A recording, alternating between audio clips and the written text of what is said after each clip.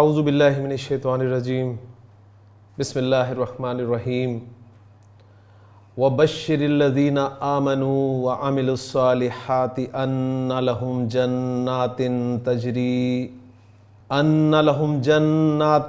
تجری من تحتها الانہار کلما رزقوا منها من ثمرة رزقا قالوا هذا الذي رزقنا من قبل وأتوا به متشابها وَلَهُمْ فِيهَا أَزْوَاجٌ مُطَهَّرَةٌ وَهُمْ فِيهَا خَالِدُونَ صدق اللہ العظیم۔ رب اشرح لی صدری ویسر لی امری واحلل عقدۃ من لسانی یفقہوا قولی رب یسر ولا تعسر وتمم بالخیر آمین یا رب العالمین۔ سورۃ البقرہ کی آیت نمبر 25 میں نے آپ کے سامنے تلاوت کی ہے، اور آج ہم انشاءاللہ تعالیٰ اس آیت کو گرامیٹیکلی اینالائز کریں گے۔ تو آیت آپ کے سامنے بورڈ پہ لکھی ہوئی ہے جی، بورڈ پہ چلتے ہیں۔ آیت آپ کے سامنے موجود ہے اور نسبتاً بڑے الفاظ میں آپ اسے دیکھ رہے ہیں۔ تو سب سے پہلے ہم اس آیت میں استعمال ہونے والے جو اسماء، افعال اور حروف ہیں ان کو پہچانتے ہیں، اور اس کے بعد پھر جملوں کی طرف چلتے ہیں انشاءاللہ تعالیٰ۔ واو آپ کا حرف ہے، اور حرف عطف بھی ہو سکتا ہے، حرف استئناف بھی کہا جا سکتا ہے اسے۔ بشر فعل ہے، الذین اسم الموصول، آمنو پھر فعل، واو حرف عطف، عملو فعل، الصالحات اسم، انا حرف، لہم میں لام حرف ہے، ہم اسم، جناتن آپ کا اسم، تجری پھر فعل، من حرف، تحتها الانہار تینوں آپ کے اسماء ہیں۔ کلما پھر اسم ہے، رزقو فعل، منہا جار مجرور کا مجموعہ ہے تو حرف اور اسم ہوگا، من ثمرتن یہ بھی جار مجرور کا مجموعہ ہے تو حرف اور اسم پر مشتمل ہوگا، رزقن اسم، قالو فعل، ھذا الذی دونوں اسماء ہیں، رزقنا فعل، من قبلو جار مجرور تو حرف اور اسم کا مجموعہ۔ واو پھر حرف آ گیا، اتو فعل اور بھی جار مجرور تو حرف اور اسم کا مجموعہ، متشابہن اسم، تنوین بہت بڑی علامت ہے اسم کی۔ وَلَهُمْ فِيهَا واو آپ کا حرف ہے، لہم اور فیہا یہ دونوں جار مجرور ہیں تو حرف اور اسم کا مجموعہ ہوگا۔ ازواج مطہرۃ، ازواج تنوین دونوں اسماء پر ہے تو دونوں اسماء کی کیٹیگری میں آگے جی۔ اور وَهُمْ فِيهَا واو حرف، ہم اسم اور فیہا جار مجرور، خالدون اسم۔ تو الحمدللہ اسماء، افعال اور حروف میں ہم نے انہیں پہچان لیا۔ اب چلتے ہیں اس لمبی آیت کو مختلف حصوں میں تقسیم کرتے ہیں اور پھر اسے اینالائز کرنے کی کوشش کرتے ہیں۔ پہلا حصہ ہے جی، وَبَشِّرِ الَّذِينَ آمَنُوا وَعَمِلُوا الصَّالِحَاتِ أَنَّ لَهُمْ جَنَّاتٍ تَجْرِي مِن تَحْتِهَا الْأَنْهَارُ۔ واو جیسا کہ میں نے کہا کہ کسی نے استئناف کا کہا ہے، کسی نے عاطفہ کا ہے۔ عاطفہ قرار دیں گے تو ظاہر بات ہے اس سے پیچھے کہیں ریلیٹ کرنا پڑے گا، اور استئناف میں یہ فائدہ ہوتا ہے کہ آپ نیا جملہ جو ہے وہ شروع کر سکتے ہیں۔ بشر یہ آپ کا فعل آ رہا ہے جی پہلا، اور فعل امر ہے، با شین را مادہ ثلاثی مجرد میں نون سے آتا ہے تو بشرا یبشرو بشرن، اس کے معنی ہوتے ہیں کھال کو چھیل کر جلد کو ظاہر کرنا۔ اب ذرا لغوی معنی دیکھیں کہ اس مادے کو جب آپ نون میں استعمال کیا جاتا ہے تو معنی کیا بن رہے ہیں، کھال کو چھیل کر جلد کو ظاہر کرنا۔ باب سمیہ سے جب یہ آتا ہے تو بشرا یب شروع ہونا چاہیے۔ یہ اب چھوٹی چھوٹی غلطیاں ماشاءاللہ آپ میں امید کرتا ہوں کہ آپ نکالیں گے انشاءاللہ تعالی۔ تو باب سمیہ کا مطلب ہوتا ہے سمیہ یسمعو، تو بشرا یبشرو بشرن خوش ہونا۔ باب چینج ہوا، مصدر چینج ہوا تو معنی چینج ہو گیا، آپ نے دیکھا خوشی میں چہرے کی جلد تمتما اٹھتی ہے، تو جلد جو بنیادی مفہوم ہے نا وہ آپ دیکھیں آپ کو مل رہا ہے۔ پھر اسی سے بشرا افعل التفضیل، ابشرو اس کا مذکر ہے، بشرا مؤنث ہے، خوشخبری بشارت کے لیے۔ بشیر کا لفظ اور اس کی پھر جمع بشرن، فعیل کے وزن پہ صفت ہے، اسم الفاعل کے معنی میں ہے، ٹھیک ہے، بشارت دینے والا۔ تو یہ چونکہ کئی مادے ایسے ہوتے ہیں کہ جن کے لیے ڈیٹیل رکھنا ضروری ہوتا ہے، کیونکہ کچھ اسٹوڈنٹس کی طرف سے یہ بھی بات کی گئی ہے کہ جی آپ صرف اسی مادے کو انہی معنی میں ڈسکس کیا کریں جو اس آیت میں استعمال ہو رہے ہیں۔ ان کی رائے اپنی جگہ درست ہے اور قابل احترام ہے، لیکن کچھ مادے میں لازماً ایسے رکھوں گا جو مختلف معنی میں استعمال ہوتے ہیں، اور اس سے آپ کو انشاءاللہ تعالی فائدہ ہوگا، آپ کے علم میں انشاءاللہ اضافہ ہوگا اور خیر سے خالی نہیں ہوں گے، بس یہ امید رکھا کریں۔ تو آپ فوکس ہی پھر ایسے کر لیا کریں نا کہ جن معنی میں وہ استعمال ہو رہا ہے، باقی آپ کہتے ہیں جی ہمارے ذہن پہ پھر بوجھ ذرا زیادہ ہو جاتا ہے، تو آپ اسے اگنور کر دیا کریں، صرف ان معنی میں یاد رکھ لیا کریں جن معنی میں وہ اس آیت میں استعمال ہو رہے ہیں۔ لیکن اس طرح ڈسکس کرنے سے ایک تفصیلی تصویر آپ کے سامنے آ جاتی ہے۔ مزید اس میں بشرن اسم ذات ہے جو کہ انسان کے لیے استعمال ہوتا ہے، کیونکہ جانوروں کے مقابلے میں بشر کہتے کیوں ہیں یہ ذرا دیکھیے گا، کیونکہ جانوروں کے مقابلے میں انسان کے جسم پر بال کم ہوتے ہیں اور جلد زیادہ ظاہر ہوتی ہے، اور بشر کا لفظ جو ہے یہ مذکر مؤنث واحد جمع سب کے لیے استعمال ہوتا ہے۔ اس لیے مجھے یاد ہے جب میں قرآن مجید کی ایک صورت پڑھ رہا تھا تو وہاں پر الفاظ یوں آئے، بشرن یہدوننا۔ آپ ذرا غور کریں، بشر لفظ ہم نے تو واحد کے معنی میں ہی پڑھا ہوا ہے نا، لیکن آگے اس کی خبر آ رہی ہے کہ یہدوننا۔ اب یہدونا کا صیغہ جو ہے جمع کا صیغہ ہے، اصل میں ہونا چاہیے تھا بشرن یہدینا، کیا ایک بشر ہمیں ہدایت دے گا؟ لیکن جب ہم نے ترجمہ دیکھا تو یوں تھا کہ کیا بشر ہمیں ہدایت دیں گے، تو بشر کی جمع میں کچھ اور ایکسپیکٹ کر رہا تھا، لیکن جب میرے سامنے یہ بات آئی کہ بشر جو ہے واحد جمع مذکر مؤنث سب کے لیے استعمال ہوتا ہے، تو یہ چیزیں انشاءاللہ آپ کے لیے مفید ثابت ہوں گی جی۔ تو یہ پوائنٹ بڑا اہم ہے جی کہ یہ لفظ مذکر مؤنث واحد جمع سب کے لیے استعمال ہوتا ہے۔ قل انما انا بشر مثلکم، سورۃ الکہف سے ایک آیت انہوں نے ریفرنس کے طور پہ دے دی ہے۔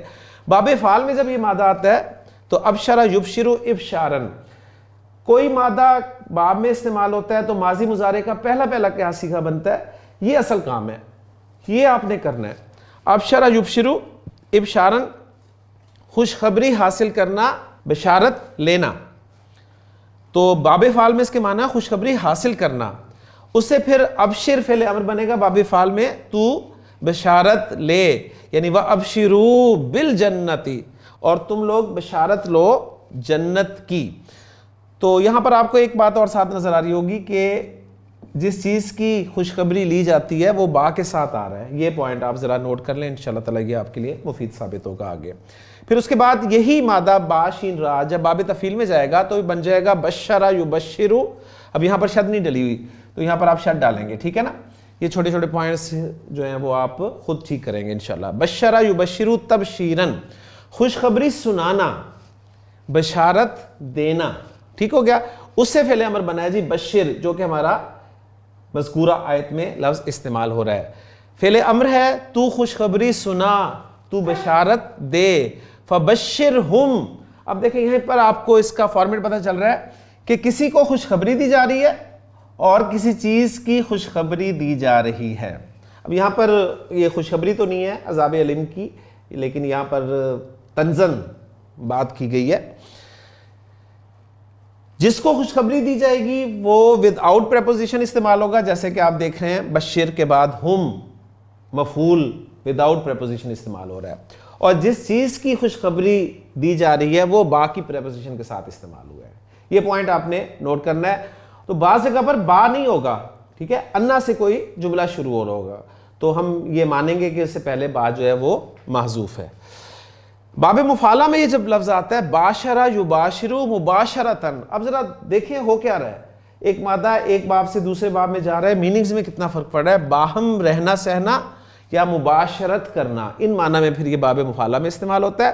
اور اس سے پھر جب فعل امر بنے گا تو وہ بنے گا باشر، تم مباشرت کر، فالآن باشروہن، پس اب تم مباشرت کرو یا کر سکتے ہو، ٹھیک ہے۔ باب استفعال میں جب یہ لفظ آئے گا تو استبشرا یستبشرو استبشارن، خوش ہونا، خوشی منانا. تو استبشر اس سے فعل امر بنے گا. تو بڑا خوبصورت کمبینیشن آپ نے دیکھا ہے. اللہ تعالیٰ جنت الفردوس میں جگہ عطا فرمائے جی لطف الرحمان خان صاحب کو. انہوں نے اتنی زبردست انفارمیشن آپ کے لیے تیار کی ہوئی ہے کہ ہر باب سے ایک ایک فعل امر بھی انہوں نے دے دیا اور اس کی قرآن میں سے ایگزامپل بھی آپ کے سامنے رکھ دی ہے. استبشر فعل امر ہے، تو خوش ہو جا، تو خوشی منا. فاستبشروا ببیعکم، بس تم اپنی تجارت پر خوشخبری مناؤ. ٹھیک ہو گیا جی. تو باشین راہ کے حوالے سے کچھ انفارمیشن تھی جو میں نے آپ کے سامنے رکھ دی ہے. اب چلتے ہیں واپس اپنی آیت کی طرف جی. بشر، اب آپ کو پتہ چل گیا ہے کہ اس کے معنی ہے خوشخبری دینا. باب تفعیل سے فعل امر ہے. تو فعل امر جب بھی آتا ہے تو اس میں فاعل جو ہے وہ ہڈن ہوتا ہے، آپ کو پتہ ہے. پہلا سی ہے اگر بشر، بشرا، بشرو، تو بشر میں انتا کی ضمیر جو ہے وہ اس کا فاعل ہوگا. بشرا میں انتما اور بشرو میں انتم. اسی طرح بشری، انتی، بشرا، انتما اور بشرنا، انتنا. ٹھیک ہے، یہ اس کا فاعل ہوگا. تو بشر، تو خوشخبری سنا دے، تو خوشخبری دے دے. ٹھیک ہے، لفظی ترجمہ میں کر رہا ہوں اور پھر جب مخاطب کے اعتبار سے ہم اسے لائیں گے تو پھر ترجمے میں ہم فرق کریں گے. نبی کریم صلی اللہ علیہ وسلم سے خطاب ہوگا تو ہم کہیں گے آپ خوشخبری دے دیجئے. ٹھیک ہو گیا. تو بشر فعل اور فاعل آ گیا. آگے مفعول چاہیے جی. تو مفعول جو ہے یہ الذین سے مفعول آپ کا شروع ہے. یعنی لفظی ترجمہ بشر کا میں کروں کہ تو خوشخبری دے دے. کس کو خوشخبری دے دے؟ الذین آمنو کو خوشخبری دے دے. ٹھیک ہے، یعنی ایمان والوں کو خوشخبری سنا دے. لفظی ترجمہ میں کر رہا ہوں، میں بار بار اس کو مینشن کر رہا ہوں کہ میں لفظی ترجمہ آپ کے سامنے رکھ رہا ہوں. الذین اسم موصول ہے، جب بھی آئے گا اس کا آگے صلہ ہوگا اور صلہ نارملی آپ کو پتہ ہے جملہ فعلیہ ہوتا ہے. تو آمنو سے اس کا صلہ شروع ہو رہا ہے جو کہ ہم آمنو پر ہی ختم کر سکتے ہیں کہ الذین آمنو اس کا مفعول بن گیا بشر کا، اور یہاں تک بات ختم ہوگی. اور آپ خوشخبری سنا دیں ایمان والوں کو، یہاں تک بات ختم ہوگی. آگے پہ واو عاطفہ آ رہا ہے تو معطوف چاہیے ہمیں، وہ ہے عامل الصالحاتی. تو اس طرح اگر ہم کرتے چلیں گے تو آسان ترکیب ہو جائے گی. ویسے بر صغیر میں جو میں عرض کر چکا ہوں آپ کو پہلے بھی کہ زنجیری ترکیب ہوتی ہے اور زنجیری ترکیب میں پھر جوڑا جاتا ہے. تو ان کی ترکیب کے مطابق آمنو یہ معطوف علیہ ہو گیا، عامل الصالحاتی یہ معطوف ہو جائے گا. آمنو بھی جملہ فعلیہ ہے اور عامل الصالحاتی بھی جملہ فعلیہ ہے. فعل کا فعل پہ ہی عطف ہوگا، اسم کا اسم پر ہی عطف ہوگا، حرف کا حرف پر ہی عطف ہوگا. یہ باتیں اچھی طرح آپ نے ذہن میں رکھنی ہے. تو عامل الصالحاتی عین میم لام مادہ عملہ یعملو فعل فاعل ہو گیا. صیغہ نمبر 3 ہے تو فاعل آپ نے ساتھ ہی بول دینا ہے. الصالحاتی یہ اس کا مفعول بن گیا. کلیئر ہو گیا. اب کچھ لوگ کہتے ہیں جی یہ تو صفت ہے الصالحات، تو یہ کیسے مفعول بن گیا؟ تو ظاہر بات ہے اس کا موصوف ڈیفینیٹلی یہ صفت ہے، اس کا موصوف جو ہے وہ الاعمال ہوگا جو کہ محذوف ہے، یعنی وہ عاملو الاعمال الصالحاتی. ٹھیک ہو گیا. اس طریقے سے پھر اس کو ذکر کیا جاتا ہے. بہرحال یہ معطوف ہو گیا. معطوف علیہ آمنو اپنے معطوف سے مل کر الذین اسم موصول کے لیے صلہ بن گیا. اسم موصول الذین اپنے صلے کے ساتھ مل کر بشر کے لیے مفعول بن گیا. ٹھیک ہو گیا. یہ پہلا مفعول آ گیا جو کہ جس کو خوشخبری دی جا رہی ہے وہ وداؤٹ پریپوزیشن استعمال ہوتا ہے. اب کس چیز کی خوشخبری دی جا رہی ہے، کس بات کی بشارت جو ہے وہ سنائی جا رہی ہے، وہ با کے ساتھ آتا ہے. اور میں عرض کر چکا ہوں کہ با بعض اوقات آپ کو نہیں ملے گا، انا کے ساتھ ایک جملہ جو ہے وہ آپ کو ملے گا اور ہم یہاں پر سمجھیں گے کہ با جو ہے وہ محذوف ہے. تو جملہ اصل میں کچھ یوں ہوگا کہ وَبَشِّرِ الَّذِينَ آمَنُوا وَعَمِلُوا الصَّالِحَاتِ بِأَنَّ لَهُمْ بِأَنَّ. اچھا آپ کہیں گے کہ یہ انا کہاں سے آ گیا؟ تو انا یہ جو ہے یہ مصدریہ ہے، ذہن میں رکھیے گا. ٹھیک، جس طرح ان مصدریہ ہوتا ہے نا اسی طرح انا بھی مصدریہ استعمال ہوتا ہے. اور مصدریہ جو ہے وہ کیا کرتا ہے؟ مصدریہ کا کام یہ ہوتا ہے کہ وہ جملے کو، ٹھیک ہے، چاہے وہ جملہ فعلیہ ہو چاہے جملہ اسمیہ ہو، وہ جملے کو مصدر کے معنی میں کنورٹ کر دیتا ہے. یہ ذہن میں رکھیے گا آپ. ٹھیک، انا آپ کو پتہ ہے کہ یہ آنا ہی اسم کے ساتھ ہے، یعنی یہ جملہ اسمیہ کے ساتھ ہی استعمال ہونا ہے. تو ان ہوگا تو وہ فعل کے ساتھ آ جائے گا، آپ کو پتہ ہے. تو یہ چیزیں بھی اب آپ کو ماشاءاللہ سمجھ میں آ رہی ہیں کہ ان مصدریہ فعل کے ساتھ استعمال ہوتا ہے اور انا جو ہے وہ یعنی اگر میں دوبارہ اس کو تھوڑا سا بول دوں کہ ان مصدریہ جو ہے یہ جملہ فعلیہ کے ساتھ استعمال ہوگا، اور جو انا ہے جو مصدریہ ہم کہہ رہے ہیں یہ جملہ اسمیہ کے ساتھ استعمال ہوگا، تو بات مزید واضح اور کلیئر ہو جائے گی انشاءاللہ تعالی۔ تو انا لہم جنات تجری من تحتها الانہار، اب جس چیز کی خوشخبری دی جا رہی ہے وہ یہ ہے جی۔ اچھا اس میں پہلے ذرا تھوڑا سا دیکھ لیں کہ انا جب بھی آئے گا، انا آئے چاہے انا آئے، ایک جملہ اسمیہ آگے ہوگا، ٹھیک ہو گیا۔ اب انا جب ہوگا تو جملہ اسمیہ جملہ ہی رہے گا، لیکن جب انا آئے گا تو جو جملہ اسمیہ آگے آ رہا ہوگا وہ اب جملہ نہیں رہے گا، ذہن میں رکھیے گا، اچھی طرح اس بات کو نوٹ کر لیں۔ انا کے بعد جملہ نہیں رہتا بلکہ مصدر کی تعویل میں ہو جاتا ہے، اور مصدر چونکہ مفرد ہوتا ہے اس لیے پھر اسے مفرد کی تعویل میں کہہ دیا جاتا ہے۔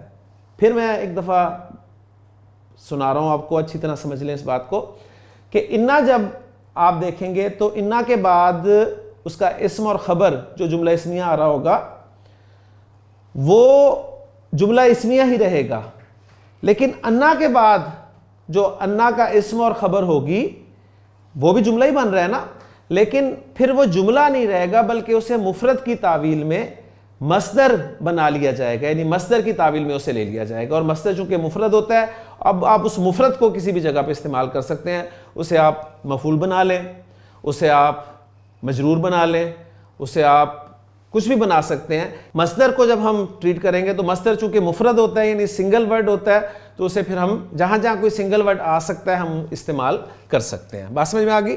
تو انا آ گیا، اب انا کا اسم اور خبر آپ نے ڈھونڈنی ہے، یہ میں نے آپ کے لیے یہاں پر لکھ کے رکھا ہوا ہے، انا لہم جنات۔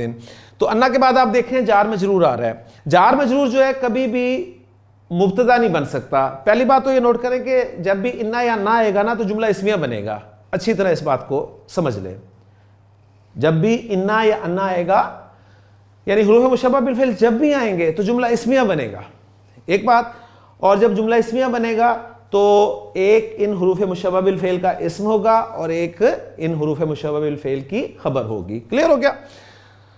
تو انا کا آپ کو ایک اسم چاہیے اور خبر چاہیے۔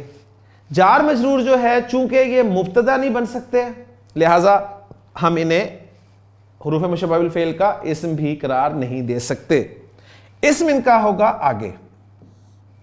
تو جناتن یہ انا کا اسم ہے، اور آپ کہیں گے انا کا اسم تو منصوب ہوتا ہے، تو یہ منصوب ہی ہے جی، جناتن، جناتن جمع کا لفظ ہے یہ، جناتن، اور قرآن مجید کا رسم الخط آپ دیکھ لیں، نون پر آپ کو کھڑی زبر جو ہے وہ نظر آ رہی ہے، ٹھیک ہو گیا؟ تو جناتن، جناتن، جناتن، جمع مؤنث سالم جو ہے اس کی مرفوع فارم جو ہے آت کے ساتھ یعنی آتن ساؤنڈ کے پہ ختم ہوتی ہے، اور منصوب اور مجرور فارم جو ہے وہ آتن ساؤنڈ کے ساتھ استعمال ہوتی ہے، اچھی طرح اس کو نوٹ کرنا ہے۔ تو انا اپنے اسم اور خبر کے ساتھ مل کر، ٹھیک ہے، یہ مفرد کی تعویل میں ہو کر بشر فعل کے لیے کیا بن گیا؟ دوسرا مفعول بن گیا۔ بات سمجھ میں آ گئی نا؟ لہٰذا یہاں پر ہم اسے کہہ دیں گے کہ یہ با کے ساتھ آنا تھا، با حرف جر تھا، تو یہاں پر ہم اسے کہیں گے محلن مجرور ہے، ٹھیک ہے، محلن مجرور ہے، با اس کا محذوف ہے، کیونکہ فارمیٹ آپ کے سامنے یہ ہے کہ جب بھی خوشخبری کی بات ہوگی تو کسی کو خوشخبری دی جائے گی اور کسی بات کی خوشخبری دی جائے گی، جس کو خوشخبری دی جائے گی وہ وداؤٹ پریپوزیشن استعمال ہوگا، اور جس بات کی یا جس چیز کی خوشخبری دی جائے گی وہ با کی پریپوزیشن کے ساتھ استعمال ہوگا۔ بعض اوقات با آپ کو نظر نہیں آئے گا اور انا کے ساتھ جو ہے وہ جملہ شروع ہوتا ہوا ملے گا، ٹھیک ہو گیا؟ تو یہ باتیں آپ کے سامنے آ گئیں کہ اس چیز کی خوشخبری ایمان والوں اور نیک اعمال کرنے والوں کو سنا دیجئے کہ ان کے لیے باغات ہیں۔ اب باغات، جنات نکرہ ہے، نکرہ کے بعد آپ دیکھیں تجری من تحتها الانہار، ایک جملہ فعلیہ استعمال ہو رہا ہے جی۔ تجری فعل ہے، جیم را یا مادہ اس کا، جرا یجری باب ضرب یضرب سے استعمال ہوتا ہے، جاری ہونا، ٹھیک ہے، اور بہنا کے پھر معنی میں استعمال ہوگا یہ۔ تجری چوتھا صیغہ ہے، پہلا یا چوتھا صیغہ ہے تو اس کا فاعل آگے آ سکتا ہے، ذہنی طور پہ آپ نے تیار رہنا ہے۔ آگے چلتے ہیں جی، من تحتی ہا آ گیا تو من حرف جر ہے، اس کے بعد آپ کو اسم ملے گا، تو تحتی اسم ہے، اور پھر آپ کو ہا بھی آگے نظر آ رہا ہے تحتی کے ساتھ، تو اسم پلس اسم مرکب اضافی بن گیا، ٹھیک ہے. تحتہ ظرف ہے، فوقہ ظرف ہے، قبلہ ظرف ہے، بعدہ ظرف ہے، ٹھیک ہے. تو یہ ظرف ہے اور ظرف منصوب ہوتا ہے، لیکن اگر اس سے پہلے من حرف جر آ جائے تو وہ پھر مجرور بھی ہو جاتا ہے. تو تحتی ہا ظرف اور مضاف الیہ کنسٹرکشن ہوگی، یہ مجرور ہو گیا من کی وجہ سے، تو تجری من تحتی ہا جار مجرور متعلق ہو گیا تجری فعل کے. اور آگے دیکھیں الانہارو، یہ مرفوع ہمیں مل گیا. اب آپ کہیں گے آپ نے خود پیش دیکھتے ہی مرفوع کہہ دیا. بالکل میں نے کہا اس لیے کہ واحد اسم ہو اور جمع مکسر اسم ہو، اس کی مرفوع جو ہے فارم وہ پیش کے ساتھ شو کی جاتی ہے اگر الف لام لگا ہوا ہو تو، اور وہ اسم منصرف ہو تو، ساتھ یہ بھی شرط ہے، ٹھیک ہے. یعنی منصرف اسم چاہے واحد ہو چاہے جمع مکسر ہو، الف لام جب اس پر لگ کر آئے گا تو وہ مرفوع فارم میں پیش کے ساتھ استعمال ہوگا. اگر الف لام نہیں ہوگا تو دو پیش ہو جائیں گی، سیدھی سی بات ہے. کلیئر ہوگی؟ تو الانہار نہر کی جمع ہے، جمع مکسر ہے، اس لیے یہ آپ دیکھ رہے ہیں کہ اس کی مرفوع صورت جو ہے وہ پیش کے ساتھ آ رہی ہے. تو الانہار تجری کے لیے فاعل ہو گیا. اب آپ کو پتہ چلا ہوگا کہ تجری چوتھا صیغہ کیوں لگا ہے، اس لیے کہ الانہار غیر عاقل کی جمع ہے. کلیئر ہوگی جی؟ تو تجری من تحتی حل انہارو، لفظی ترجمہ ہم اس کا کریں گے نہریں بہیں گی یا بہتی ہیں ان کے نیچے سے، ان کے نیچے سے. اب یہاں پہ جو ہا کی ضمیر ہے یہ جنات کی طرف جا رہی ہے، بات سمجھ میں آ گئی نا؟ غیر عاقل کی جمع ہے جنات، لہٰذا اس کے لیے ضمیر بھی آپ دیکھ لیں واحد مؤنث کی استعمال ہوئی ہے. ساری چیزیں الحمدللہ رولز جو ہیں وہ آپ کے ریوائز ہو رہے ہیں. تو تجری من تحتی حل انہارو کو ہم فعل، فاعل اور متعلق سے مل کر جملہ فعلیہ بنا کر یہ جنات کے لیے صفت بنا دیں گے. کلیئر ہو گیا؟ کیونکہ ہم پڑھ چکے ہیں کہ نکرہ کے بعد اگر جار مجرور آ جائے یا جملہ آ جائے اور فعل آ جائے خاص طور پہ تو وہ اس کے لیے عام طور پر صفت بن کر استعمال ہوتا ہے. تو اب ترجمہ ہم کریں گے، ان کے لیے ایسی جنتیں ہیں، ان کے لیے ایسے باغات ہیں جن کے نیچے سے نہریں بہہ رہی ہوں گی. ٹھیک ہے، جن کے نیچے سے نہریں بہہ رہی ہوں گی. اب یہ پورا جو ہے با حرف جر معذوف کے لیے مجرور بنا کر ہم محلاً مجرور بنا کر ہم بشر کے لیے دوسرا مفعول بنا سکتے ہیں. امید ہے بات سمجھ میں آ گئی ہوگی. باقی چیزیں جو ہے ہم ترجمے میں دیکھ لیتے ہیں. تو آگے چلتے ہیں جی اس آیت کے اگلے حصے کی طرف. کلما رزقوا منہا من ثمرۃ الرزق قالوا ھذا الذی رزقنا من قبل. یہ میں نے گیپ کے ساتھ رکھا ہے تو یہ پیٹرن میرا بتایا کرے گا کہ یہ کوئی جملہ شرطیہ بن رہا ہے. ٹھیک ہو گیا؟ پہلے اس میں جو لفظ آپ کلما دیکھ رہے ہیں اس پہ تھوڑی سی بات کر لیں. یہ کیا ہے، اس کے بارے میں انفارمیشن جاننے کے بعد انشاءاللہ واپس آیت کی طرف آتے ہیں. کلما، یہ لفظ کل اور ما مصدریہ ظرفیہ سے مرکب ہے جی. کلما کے بارے میں پہلی بات یہ ہے کہ یہ لفظ جو ہے یہ کل اور ما مصدریہ ظرفیہ. ما مصدریہ ظرفیہ بھی ہوتا ہے، ما استفہامیہ ہوتا ہے، آپ کو پتہ ہے، ما ھذا استفہامیہ. ما نافیہ بھی ہوتا ہے. نافیہ کون سا ہوتا ہے؟ اگر جملہ اسمیہ پہ داخل ہو رہا ہوگا وہ ما، تو اسے ما حجازیہ کہتے ہیں، یعنی ما ھذا بشرن، جو کہ خبر کو نسب دیتا ہے. ٹھیک ہو گیا؟ اگر یہ فعل ماضی کے ساتھ استعمال ہوگا منفی کے معنی میں تو ہم اسے ما نافیہ کہیں گے، سمپل سی بات ہے. اور وہاں پر آپ دیکھیں گے کہ بعض اوقات پھر چاہے جملہ اسمیہ ہو چاہے جملہ فعلیہ ہو، ما کے ساتھ اگر الا آ جائے تو بھی ما کو نافیہ ہی کہا جاتا ہے. ما موصولہ ہوتا ہے، آپ کے علم میں یہ بھی ہے. اس کے بعد ایک صلہ ہوگا اور نارملی جو صلہ ہے وہ آپ کا جملہ فعلیہ ہوگا. ہاں جملہ اسمیہ بھی آ سکتا ہے اور جار مجرور اور ظرف اور مضاف الیہ بھی آ سکتا ہے. اچھا، اب یہ ہے ما مصدریہ ظرفیہ. تو ما مصدریہ ظرفیہ یعنی مصدریہ کہہ رہے ہیں تو اس کا مطلب ہے کہ یہ مصدر کے معنی میں لے جائے گا آگے اس کے جو بھی ہوگا جملہ. اور ظرفیہ جب کہیں گے تو اس کا مطلب ہے اس میں ظرف کا مفہوم ہوگا. جب ظرف کا مفہوم ہو گیا تو پھر یہ ظرف اور مضاف الیہ کنسٹرکشن جو ہے وہ بن کر استعمال ہوگی. یہ ذہن میں رکھیے گا. اور تکرار اور عموم کا فائدہ دیتا ہے کلما. پہلی بات یہ آپ کے سامنے ہے کہ کل اور ما مصدر ظرفیہ کا مجموعہ ہے کلما، تکرار کا اور عموم کا فائدہ دیتا ہے عام، عموماً اس کے بعد فعل ماضی استعمال ہوتا ہے، یہ بھی ایک پوائنٹ ہے۔ تو آپ دیکھیں کلما رزقو، رزقو فعل ماضی ہے، اور چوتھا پوائنٹ اس کے بارے میں ہے کہ مفعول فی ہونے کی بنا پر منصوب ہوتا ہے، یعنی اس کو ہم محلاً منصوب کہیں گے اس لیے کہ مفعول فی بن کر آ رہا ہے جواب کا، ٹھیک ہے، یعنی ایک تو یہ ہے کہ ظرف ہے نا، تو جو اذا والا کانسیپٹ ہے وہ سامنے آپ رکھیں، اذا ظرفیہ شرطیہ وہ بھی ایسے ہی ہے نا، یعنی وہ شرطیہ تھا، یہاں پر مصدریہ ظرفیہ، اس کو ہم کل اور ما مصدریہ ظرفیہ کے حوالے سے ٹریٹ کر رہے ہیں، تو گویا یہ بھی ایک جملہ شرطیہ میں ہی استعمال ہوگا، اور جو جواب ہوگا اس کے مفعول فی کے طور پہ اپنے مضاف الیہ کے ساتھ یہ مل کر استعمال ہوگا۔ یہ باتیں ذہن میں اچھی طرح رکھ لیں۔ تو چار باتیں پھر اچھی طرح دیکھ لیں کہ یہ لفظ کل اور ما مصدریہ ظرفیہ سے مرکب ہے، تکرار اور عموم کا فائدہ دیتا ہے، عموماً اس کے بعد فعل ماضی استعمال ہوتا ہے، اور مفعول فی ہونے کی بنا پر یہ منصوب ہوتا ہے۔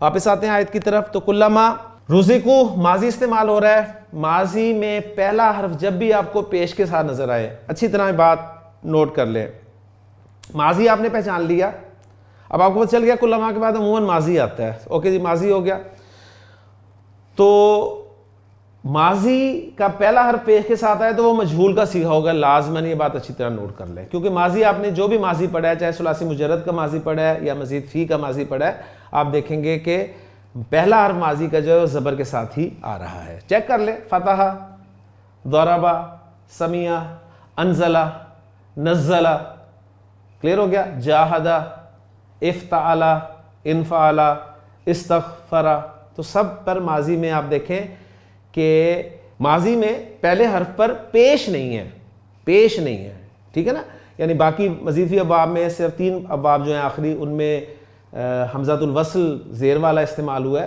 باقی آپ کہہ لیں کہ زبری ہے سب پر، تو پیش نہیں ہوتی، یہ ذہن میں رکھیے گا، تو اس کو بھی ذرا اور مزید واضح کر لیجئے۔ تو رزقو، رزق یرزقو رزقن، اس سے یہ آپ کا فعل ماضی مجہول کا صیغہ، اور واو بتا رہی ہے کہ یہ صیغہ نمبر 3 ہے، اور فعل چاہے معروف ہو چاہے مجہول ہو، ٹھیک ہے، فعل معروف ہوگا تو اس کا فاعل ہوگا، فعل مجہول ہوگا تو اس کا نائب فاعل ضرور ہوگا، وہ فاعل یا نائب فاعل یا ضمیر کی صورت میں ہوں گے یا ظاہر ہوں گے۔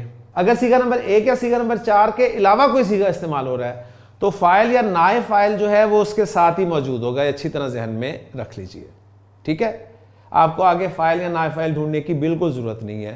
لیکن اگر صیغہ نمبر 1 یا صیغہ نمبر 4 استعمال ہو رہا تھا، اس کا فاعل یا نائب فاعل جو ہے وہ آگے آ سکتا ہے، لازمی نہیں ہے لیکن آگے آ سکتا ہے، اس کا آپ نے خیال رکھنا ہے۔ تو یہ صیغہ نمبر 3 ہے تو اس کا نائب فاعل اس کے اندر ہی موجود ہوگا جی۔ رزقو، رزقا، رزقا، رزقو، کلما رزقو، جب بھی انہیں رزق دیا جائے گا، لفظی ترجمہ ساتھ ہی میں کر رہا ہوں، جب بھی انہیں رزق دیا جائے گا، تو ہم کی ضمیر جو ہے وہ اس کا نائب فاعل ہے۔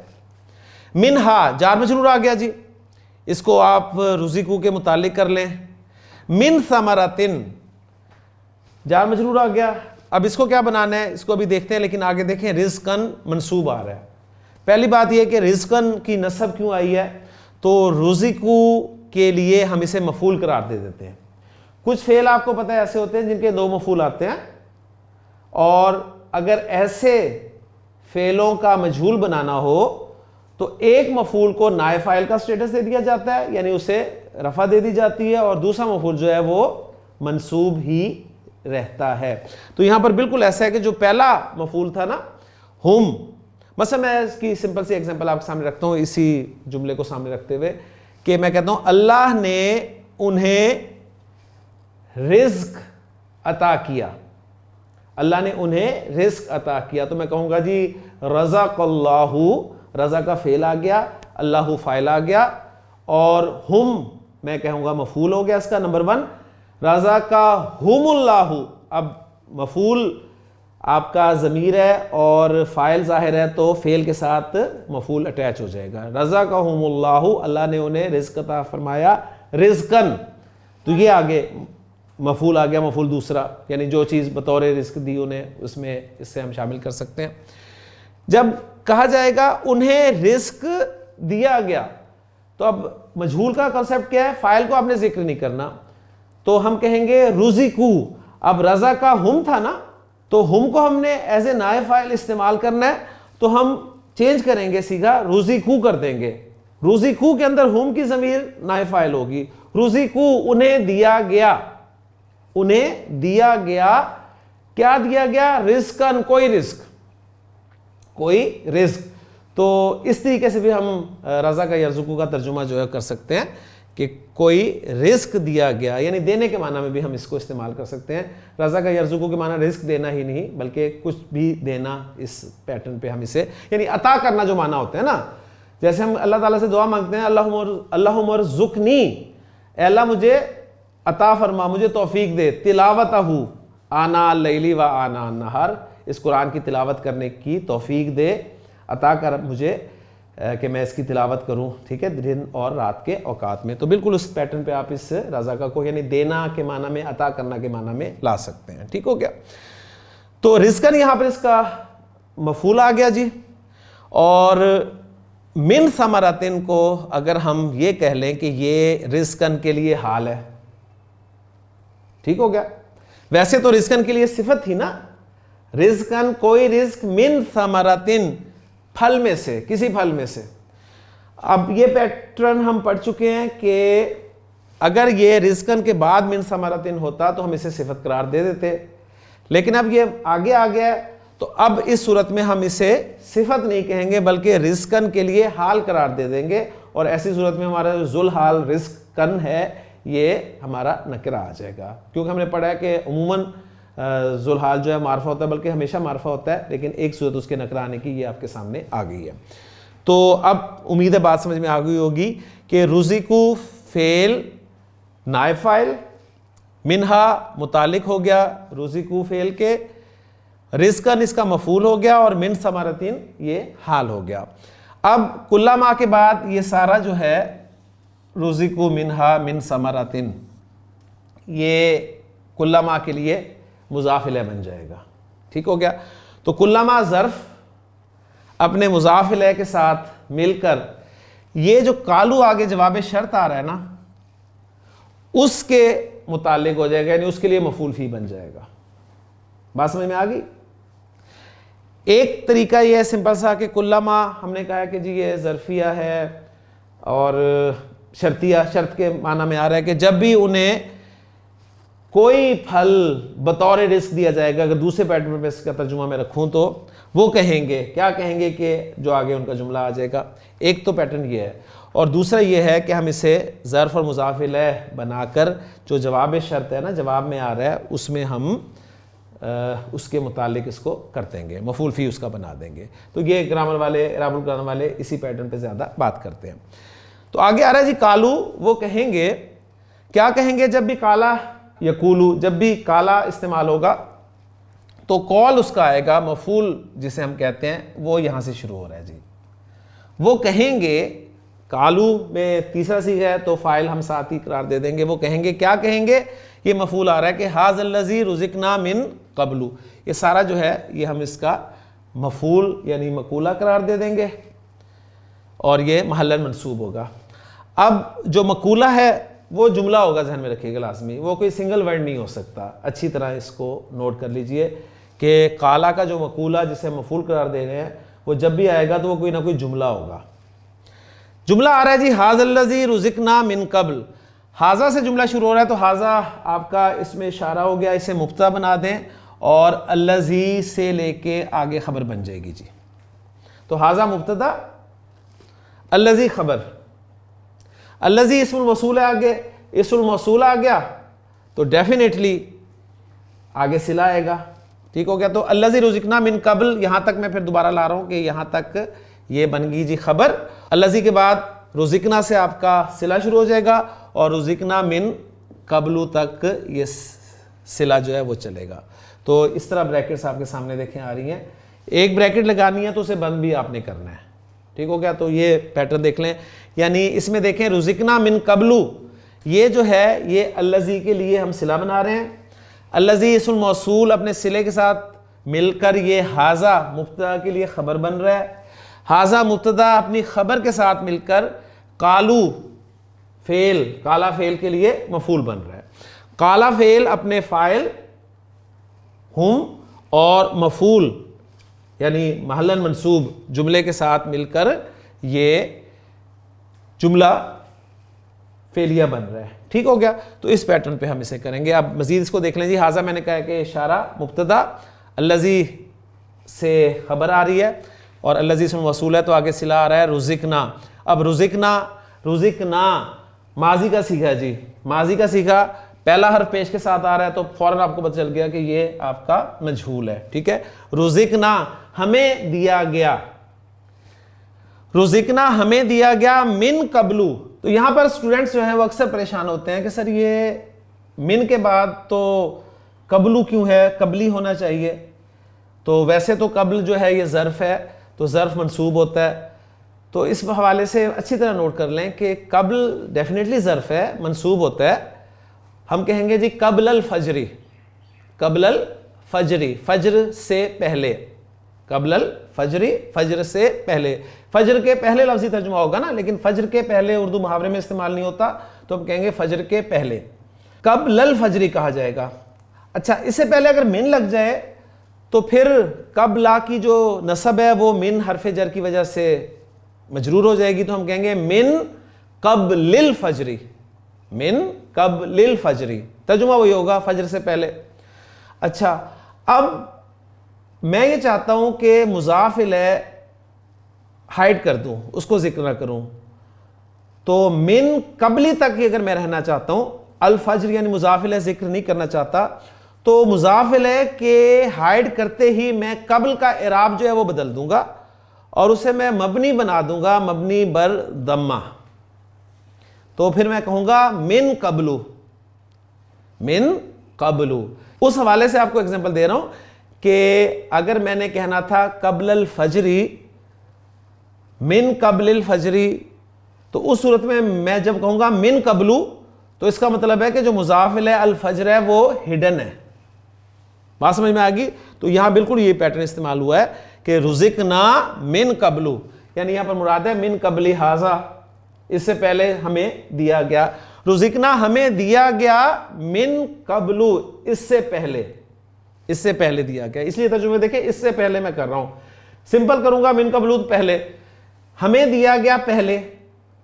ٹھیک ہے نا, ہمیں دیا گیا پہلے. الذی رزقنا من قبل. اب الذی کے لیے اسم موصول ہے نا الذی, تو اس کے لیے صلہ جو ہے اس میں کوئی نہ کوئی عائد ہونا چاہیے جو الذی کے لیے ہو. تو دیکھیں کون سا عائد, رزقنا میں تو نا کی ضمیر ہے تو وہ عائد تو بن نہیں سکتا. تو عائد جو ہے وہ محذوف ہے, یعنی من قبلی ہی, اس سے پہلے, یعنی جو کچھ دیا گیا ہوگا وہ ہا کی ضمیر جو ہے وہ اس طرف لوٹ رہی ہے, ذہن میں رکھیے گا.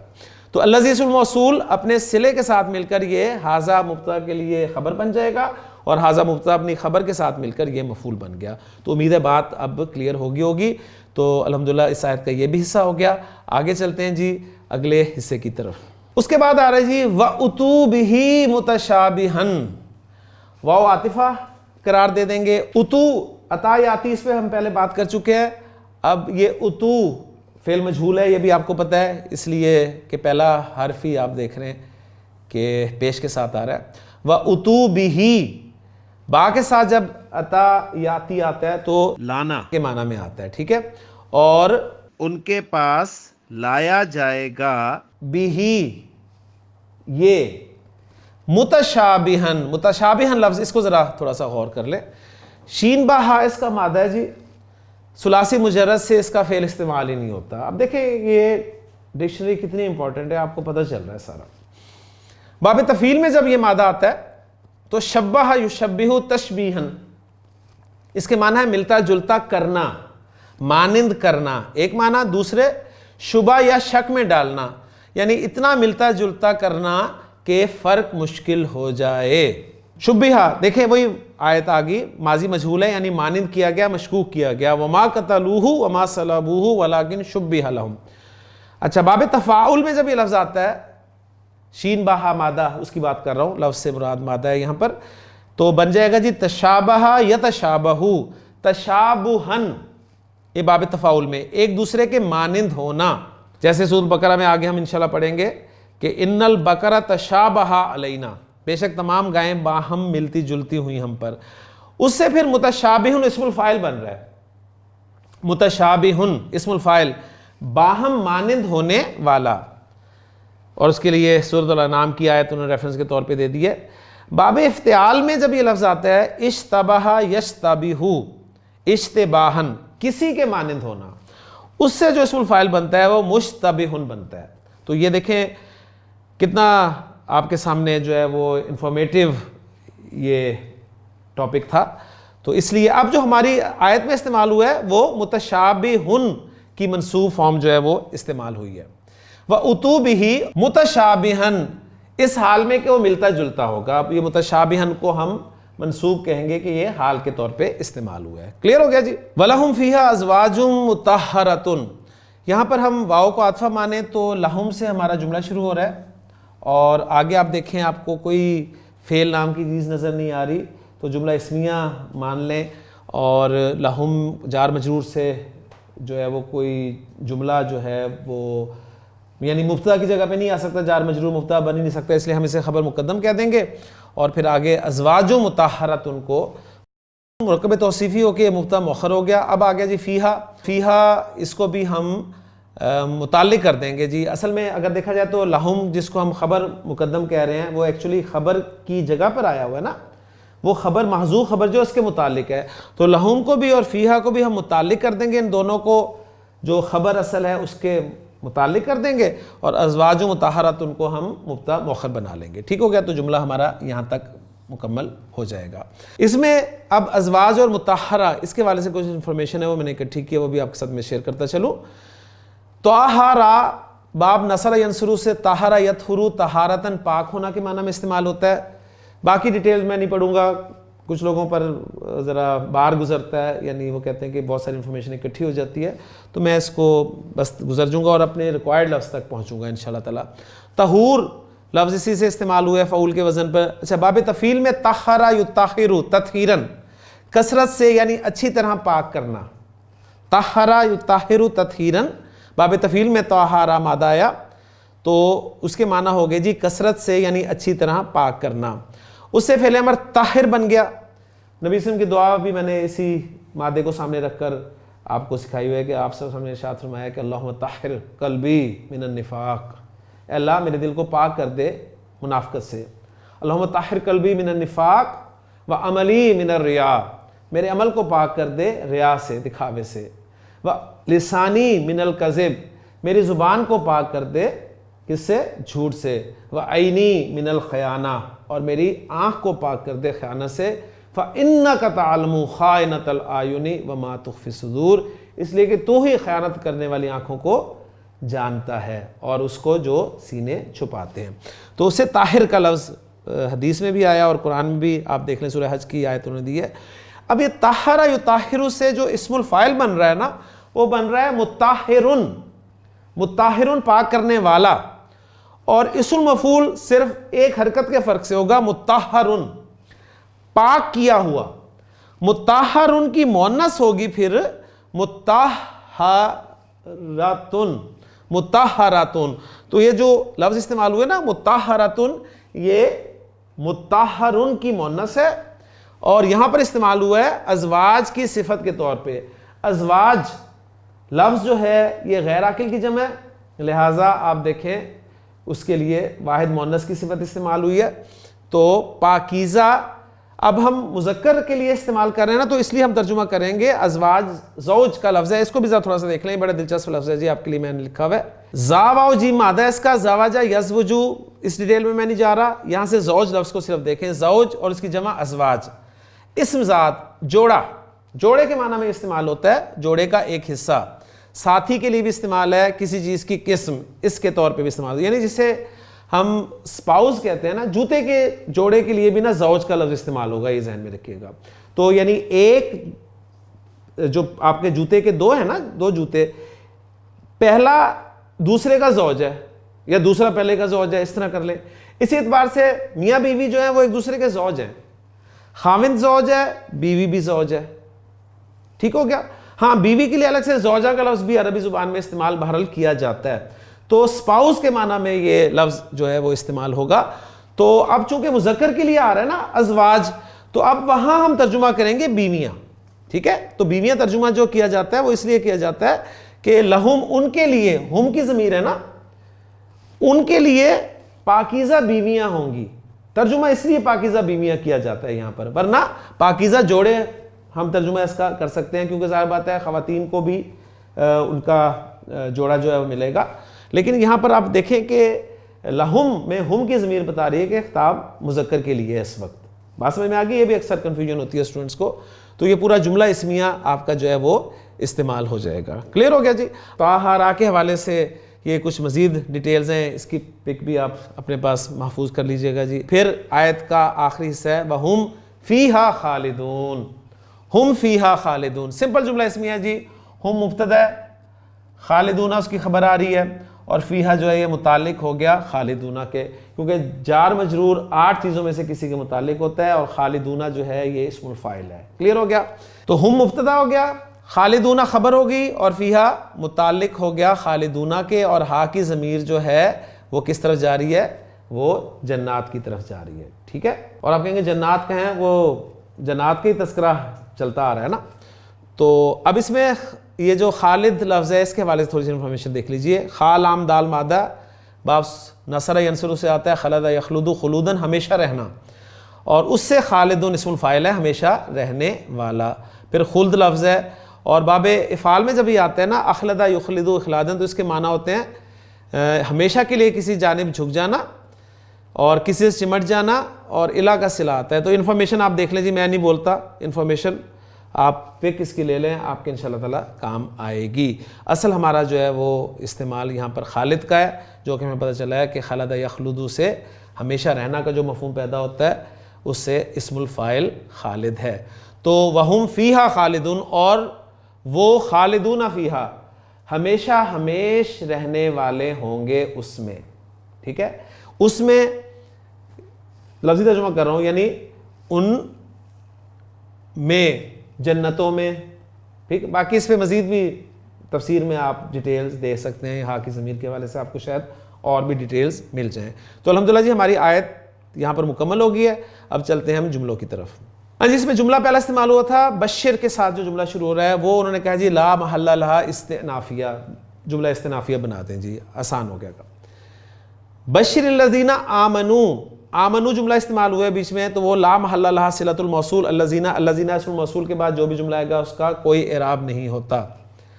عاملو یہ معطوف تھا، لا محل لہا معطوفہ علی جملہ صلۃ الموصول، وہ جو آمنو ہم نے اسے عطف کیا تھا، لہذا آمنو کا جب کوئی اعراب نہیں ہے تو اس کا بھی کوئی اعراب نہیں ہوگا۔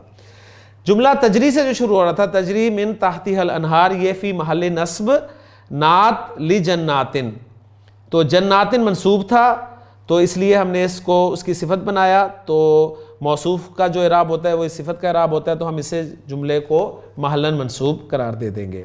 کلما رزقوا منہا جو جملہ آیا تھا اس میں رزقوا سے جو جملہ شروع ہو رہا ہے وہ ہم نے فی محل جر مضاف الیہ، کلما کو ہم نے ظرفیہ قرار دے دیا تھا نا، تو اس کے بعد جو جملہ آئے گا ظاہر بات ہے اس کے لیے مضاف الیہ بن کر آئے گا، تو فی محل جر مضاف الیہ بن گیا یہ۔ اور پھر اس کا جو جواب تھا قالوا ھذا الذی رزقنا من قبل، تو اس میں قالوا جملہ جو تھا وہ لا محل لہا جواب الشرط غیر جازم، وہ جواب شرط آ گیا کیونکہ شرط کا مفہوم اس میں آپ دیکھ رہے ہیں پایا جا رہا ہے۔ پھر اس کے بعد جملہ ھذا الذی رزقنا من قبل جو تھا وہ فی محل نصب مقول القول، قالوا کے لیے ہم نے مفعول بنایا تھا۔ پھر الذی کے بعد پھر جملہ آیا تھا رزقنا من قبل، اس رزقنا کو لا محل لہا صلۃ الموصول الذی، اوکے۔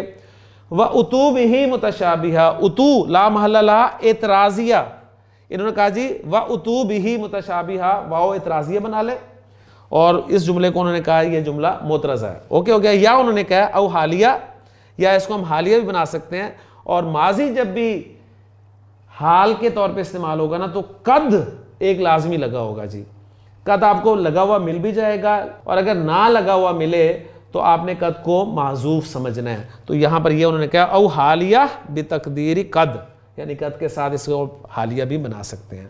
پھر جملہ تھا جی لہم فیہا ازواج فی محل نصب معطوفہ علی جملہ تجری.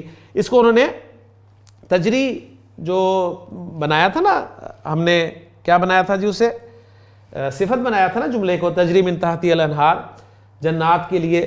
تو انہوں نے اس کو عطف کر دیا اسی پہ، تجری من تحتی الانہار پہ، یعنی جملے کا جملے پر عطف کر دیا. یہ ذہن میں رکھیے گا، جملے کا جملے پر عطف. اور اس صورت میں اسے بھی محل نصب ہم کہہ دیں گے. اور پھر جملہ جو ہے ہم فیہا خالدون، اس کو انہوں نے کہا جی فی محل نصب حال من الضمیر فی لہم. لہم میں یہاں پر جو لہم میں ہم کی ضمیر ہے نا، اس کے لیے انہوں نے کہہ دیا کہ ان کا حال یہ ہوگا کہ ہم فیہا خالدون، تو اس جملے کو ہم محلاً منصوب کہہ دیں گے. تو یہ جو جملوں کا اعراب ہے یہ بھی آپ کو ماشاءاللہ بتا دے گا کہ کیسے آپ نے اس کو جوڑنا ہے. اب ہم آتے ہیں جی ترجمے کی طرف. ترجمہ ہے جی وَبَشِّرِ الَّذِينَ آمَنُوا وَعَمِلُوا الصَّالِحَاتِ أَنَّ لَهُمْ جَنَّاتٍ تَجْرِي مِن تَحْتِهَا الْأَنْهَارُ، اور ان لوگوں کو خوشخبری دے دے جو ایمان لائے اور انہوں نے نیک اعمال کیے کہ بے شک ان کے لیے ایسے باغات، دیکھیں ایسے کے ساتھ ترجمہ کیا، جناتن، ایسے باغات ہیں جن کے نیچے سے نہریں بہتی ہیں. کلما رزقوا منہا من ثمرۃ الرزق، جب کبھی، اب دیکھیں جب کبھی عموم کا فائدہ، جب کبھی ان سے مراد منہا ہا کی ضمیر باغات کی طرف جا رہی ہے. بڑا خوبصورت ترجمہ دیکھیں، جب کبھی ان سے، منہا ان سے، کوئی پھل، من ثمرۃ کوئی پھل انہیں کھانے کے لیے. اب رزقاً یہاں پر انہوں نے مفعول لہو کے طور پہ ترجمہ کیا، کھانے کے لیے بطور رزق دیا جائے گا. جو یہ بھی آپ کے سامنے دیکھیں ایک پیٹرن آ گیا اس کا. ہم نے کیا کیا تھا؟ ہم نے کیا تھا جی من ثمرۃ کو رزقاً کے لیے ہم نے حال قرار دے دیا تھا، اور یہ کہا تھا کہ رزقو جو ہے فعل مجہول، اس کا نائب فاعل ہم کی ضمیر، اور رزقاً کو ہم نے اس کا مفعول بنا دیا تھا. تو انہوں نے کہا کہ رزقو انہیں رزق دیا جائے گا، اس طرح ترجمہ کیا گیا.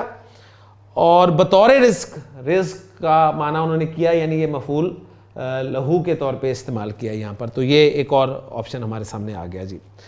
کہیں گے قالو ھذا الذی رزقنا من قبل، یہ تو وہی ہے جو اس سے پہلے ہمیں دیا گیا تھا. اب اس سے پہلے من قبل پہ ختم ہو رہی ہے، تو اس سے پہلے وہ جو ہا کی ضمیر ہے نا وہ الذی کی طرف لوٹ رہی ہے. اور وہ انہیں ایک دوسرے سے ملتا جلتا دیا جائے گا. وَأُتُوا، اور انہیں دیا جائے گا بِهِ مُتَشَابِهًا، یعنی اس یہ ہا کی ضمیر ہم اگر رزق کی طرف لے جائیں نا، اس رزق کے ساتھ ملتا جلتا. تو متشابہن کو ہم نے حال بنایا تھا نا، تو کس کا حال بنائیں گے ہم؟ اس بہی میں جو یہ ہا کی ضمیر ہے نا، اس کے لیے حال بنا دیں گے اس کو. یہ ذہن میں اچھی طرح رکھیے گا. تو یہ ایک آپشن ہے اعراب میں. وَأُتُوا، اور انہیں دیا جائے گا متشابہن بہی، ٹھیک ہے، ملتا جلتا اس کے ساتھ، یعنی بہی متشابہن. تو ہا کی ضمیر جو ہے یہ اس کے لیے متشابہن حال بن جائے گا، اور ہا کی ضمیر آپ رزق کی طرف لے جائیں. کلیئر ہو گیا جی. اس کے بعد ترجمے میں دیکھیں، تو وہی ہے جو ان سے ہمیں پہلے دیا گیا تھا، اور وہ انہیں ایک دوسرے سے ملتا جلتا دیا جائے گا. اور اس کے بعد آگے ہے وَلَهُمْ فِيهَا أَزْوَاجٌ مُطَهَّرَةٌ، اور ان کے لیے ان میں نہایت پاک صاف بیوی ہیں. نہایت پاک کے ساتھ ترجمہ کیا جائے، کثرت یعنی باب تفعیل میں آیا نا، تو وہ کثرت سے پاک کیا ہوا، یعنی نہایت پاک کا ترجمہ کیا گیا. اس میں ترجمہ کیا گیا جی وَهُمْ فِيهَا خَالِدُونَ، اور وہ ان میں ہمیشہ رہنے والے ہیں. تو کن میں ہمیشہ رہنے والے ہیں؟ باغات میں.